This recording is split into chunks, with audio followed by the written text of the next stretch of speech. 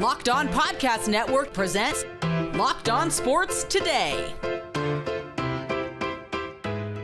The Philadelphia Eagles were 10-1 and looked like they'd bucked the Super Bowl loser curse.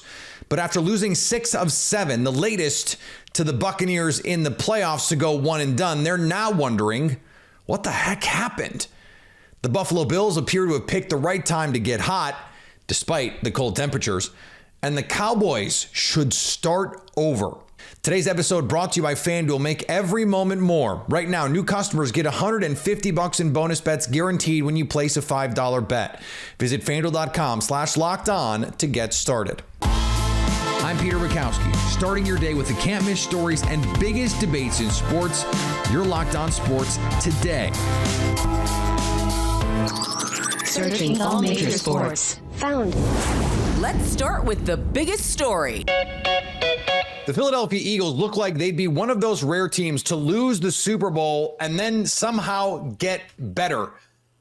Except the end of the season looked nothing like the beginning of the season when Philly started 10-1, at least not in the win column. 6 of the final 7 games end in defeat, including in inglorious fashion a 32-9 playoff loss to the Tampa Bay Buccaneers, which leaves all sorts of questions about the future of what now looks like an aging team with questions potentially at the top. Louis DiBiase from Locked On Eagles joins me now. And Louis, that is going to be the big storyline with Nick Sirianni. We'll get to that in a second here. But what has gone so wrong for Philly that they could start 10-1 and end like this? I'm not sure I've ever seen anything like it. No, and Eagles fans have seen some very up and down seasons for this football team. They've seen some crazy turnarounds from winning a Super Bowl to a few years later, they're firing a head coach. Like, they have seen roller coaster rides. Yeah, exactly. Yeah. They have seen the ups and downs turn quickly, but never like this in one calendar year, in one season alone, where they're 10-1 and sure they had problems, but they still looked like a Super Bowl contender, beating good teams. Jalen Hurts was an MVP candidate. To look like that and then suddenly so fast look like a bottom 3 team that had no business playing in the playoffs. And then when they get to the postseason, they get completely blown out by what I thought was an inferior roster, to me might be not only the biggest collapse in franchise history, but it's maybe one of the biggest collapses in NFL history in a single season. And yes, when you zoom out and you don't add context, how can you fire a head coach that's made the playoffs 3 years straight and made a Super Bowl? But when you zoom in, there are so many problems that built up to this final outcome. And I don't know if Sirianni genuinely is going to survive this heading into 2024. And we have to talk more about that, because the question around a CEO head coach is, how do you add value? We know Mike Tomlin, when the offense is struggling in Pittsburgh, he's in those meeting rooms. When the defense is struggling, he's in those meeting rooms. And Nick Sirianni was the offensive coordinator in Indianapolis for 3 seasons, didn't call plays. So what kind of background, where is he adding value to this team? And I think that raises major cultural questions. Like, if your culture is supposed to be what you do, and it looked like at the end, Lou, let's be honest, this team quit on Nick Sirianni at the end and in this game. And it just makes you wonder, where do you go from here? That was his bread and butter, was the culture, was the energy that he brought to the sidelines. And even if he wasn't a play caller, he was supposed to be a good game planner and a good distributor from his coaching staff. But I've never seen a team look so unprepared week after week after week. And then in the playoffs, it's so obvious what these teams are going to do to you.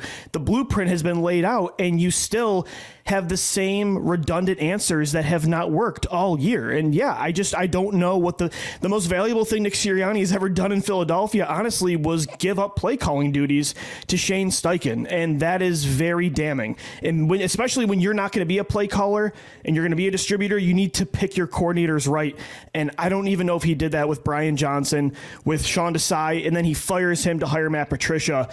Yeah, look, again, Sirianni, the culture was maybe something you could hold your hat on that this team wouldn't give up. But honestly, Peter, the last month and a half, it looks like they just have not wanted to play, and they've just been winding down, hoping the season would end. And I think Jeffrey Lurie, the owner, and the general manager, Howie Roseman, have seen that up close and personal. So again, there are a lot of questions. And no, even though there wasn't a report that Sirianni would be fired if they lost, I wouldn't be surprised if he does not keep his job next year. There's also, for a team that is young at some of the key spots, quarterback, this is a young, talented receiver group.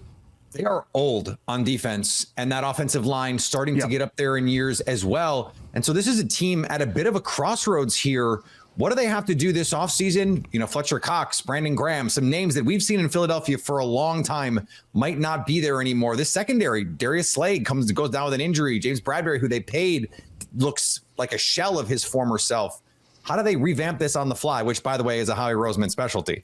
It definitely is a Howie Roseman specialty, and he does have far more pieces comparing to 2020 when you won 4 games. They have a lot more pieces on offense, like Jalen Hurts, Devontae Smith, A.J. Brown, some young pieces even on the offensive line, like Cam Jurgens, Jordan Mailata, and Landon Dickerson. But, Peter, you nailed it on the defense. General Manager Howie Roseman, he deserves a lot of blame for the mess that he's created in that unit.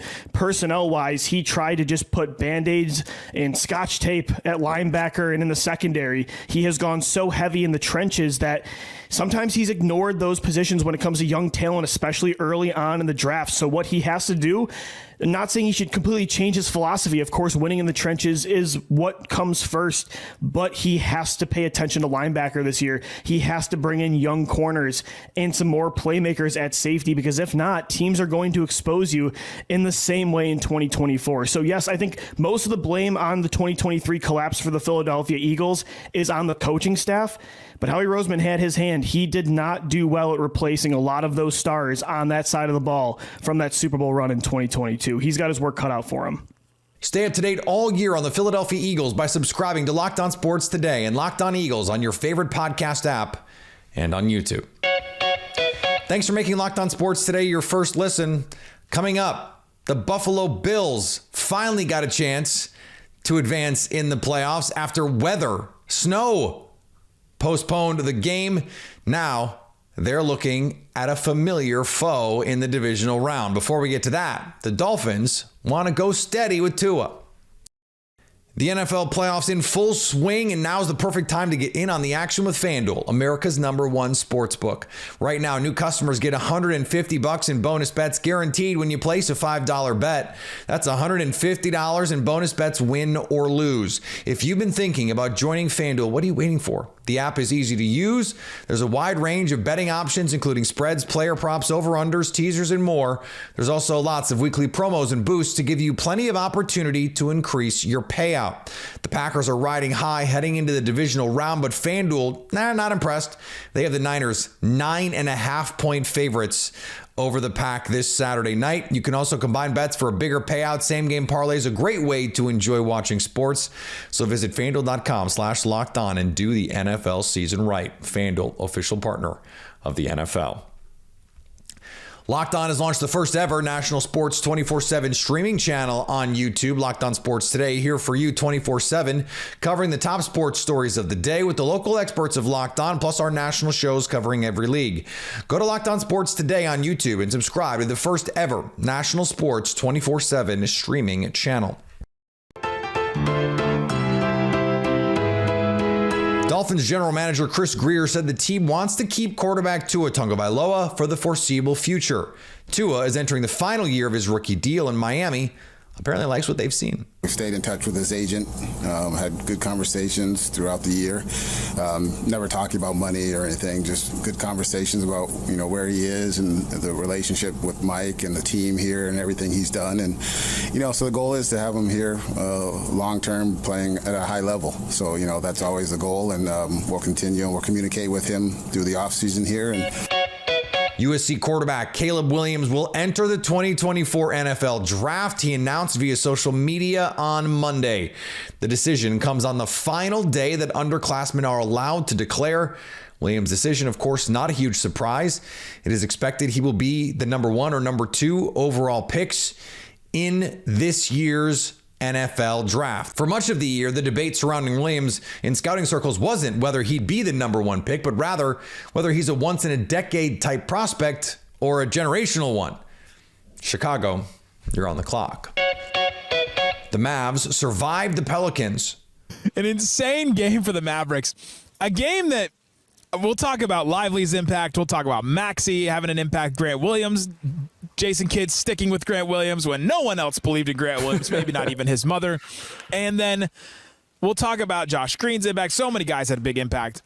But this Mavs team lost to the Pelicans team with 4 essentially starters out for them yesterday. Their 3 best players and Trey Murphy.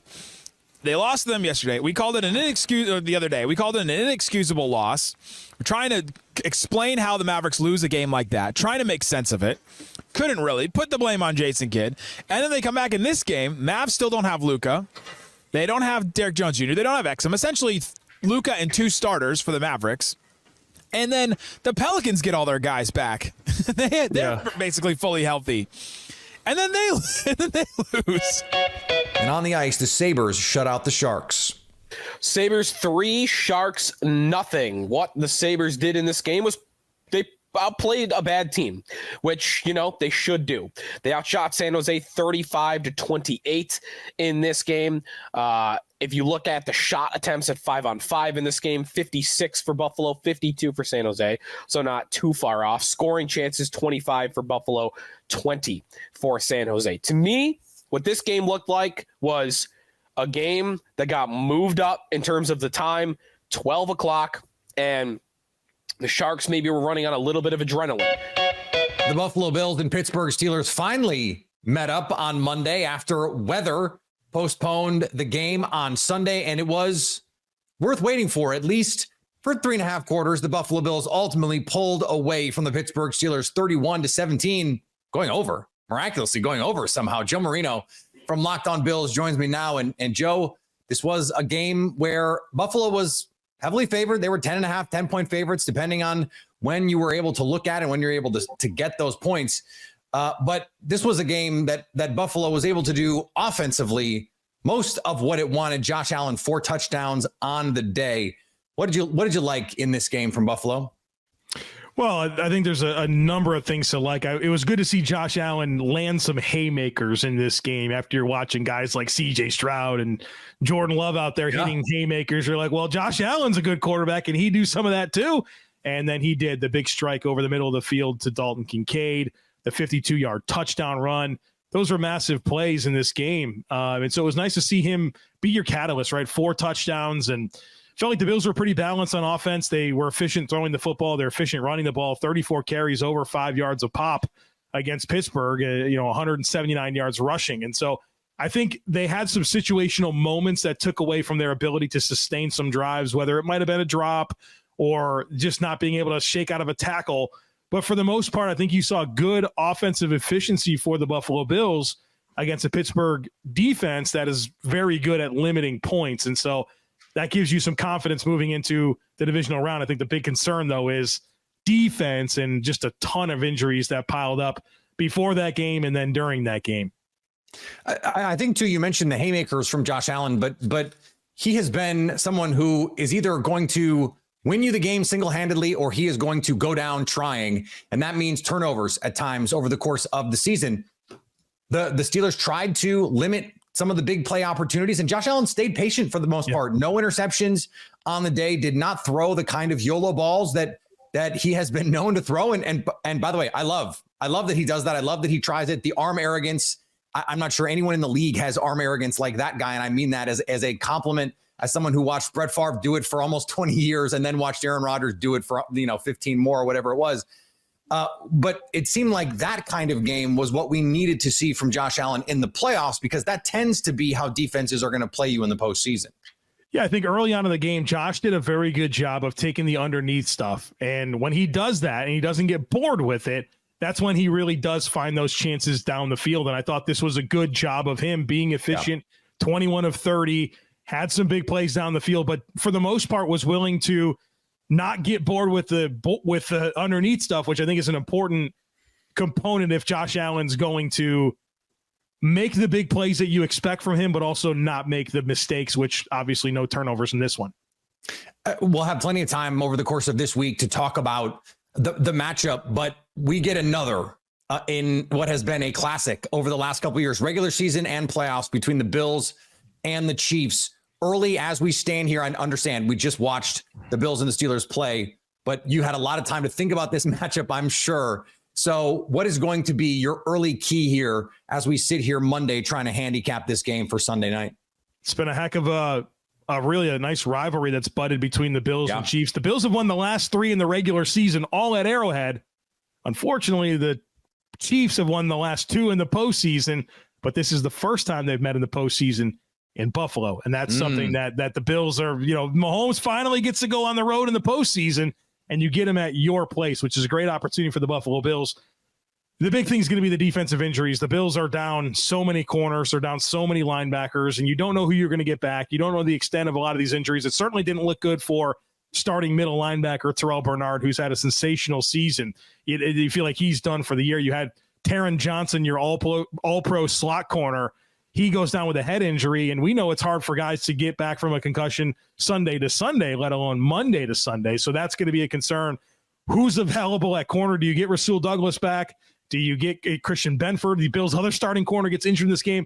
So many injuries, and obviously you'd not want to be injured, of course, but defensively against Mahomes, you feel like that's a major concern. Fortunately, you're healthy on the defensive line, and so my initial thought is you got to have a win up front with that defensive line to help potentially overcome a lot of reserves in the back seven of your defense. Stay up to date all year on the Buffalo Bills by subscribing to Locked On Sports Today and Locked On Bills on your favorite podcast app and on YouTube. Coming up, the Cowboys. It's time to smash that reset button. I know we come to sports to escape from some of the crazy realities of real life, but let's talk for a minute about being prepared. Whether you're on extended travel, bracing for a major weather event, or limited by yet another supply shortage, you are covered.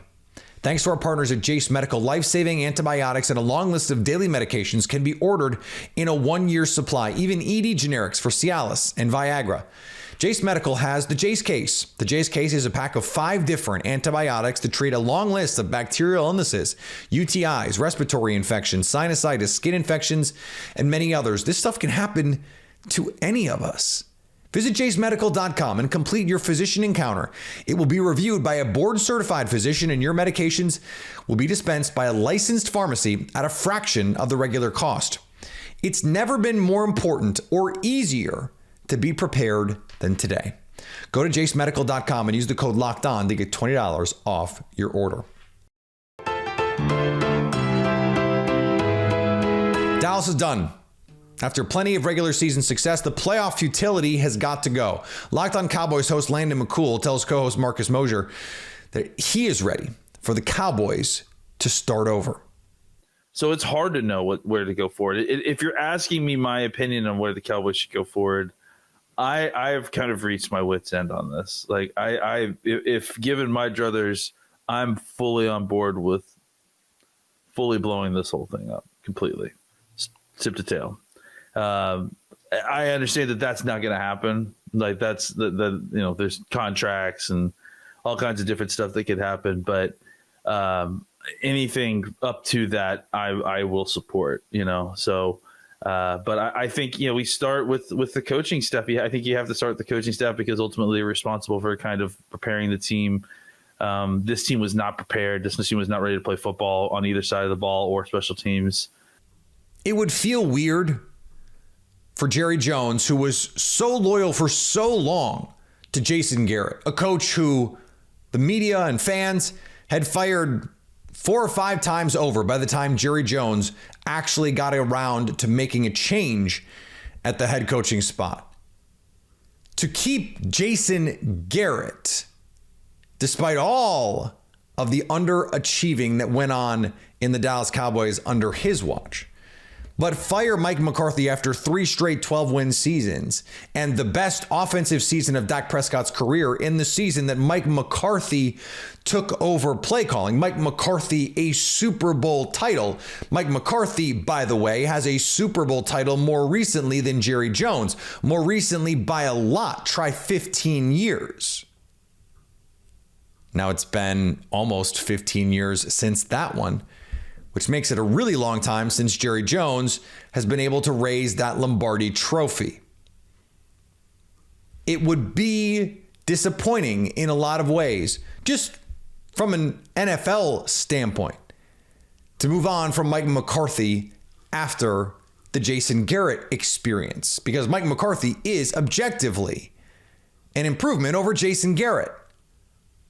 But that's a sunk cost. What happened with Jason Garrett is the past, and this is a 48-32 drubbing in a game that wasn't even that close.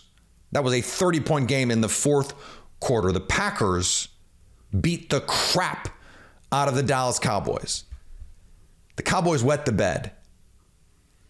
It is the kind of thing that organizationally, structurally, there's no coming back from.